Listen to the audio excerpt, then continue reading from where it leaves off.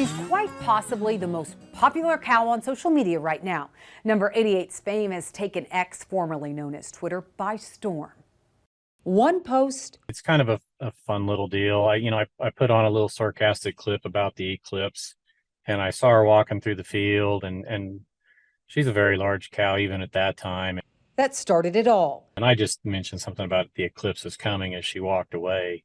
And what's transpired since is even catching this Kansas farmer and rancher by surprise. No, I couldn't even believe what it is today.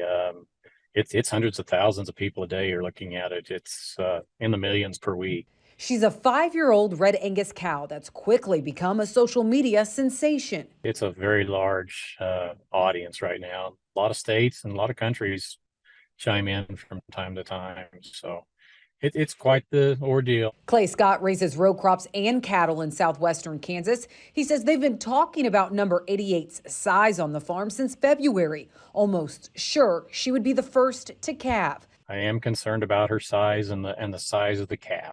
I don't want her to struggle because the calf gets too big. So that's why we're actually limiting her intake right now. I'm hoping for twins, to be honest. If it's twins, I'll feel a lot better.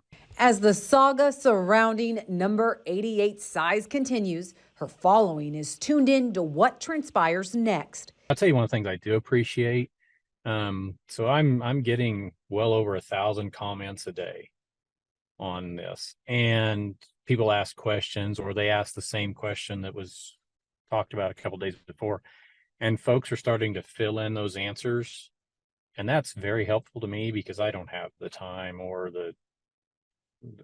really the desire to go through my social media and answer each one. There's no doubt number 88's following is growing, and Scott's daily posts aren't just updates, but now a tool to educate those invested in her pregnancy journey. And so when the popularity became there, I thought, well, let's tell them why we're doing this, or what this band in our ear is, what that represents, and why we do things like that. And, and just good doctrine of what taking care of cattle and trying to fulfill that mission that some have said that we need to do a better job in agriculture about telling our story. But the biggest challenge just may be cramming that story into only 280 characters each post. Sometimes your grammar's not great. You talk in phrases more than sentences because you've only got a limited amount of characters to use. And so that's been a challenge, probably of coming up with how to say something in 280 words that's useful and meaningful. It's actually good. It kind of focuses you to not go on about stuff.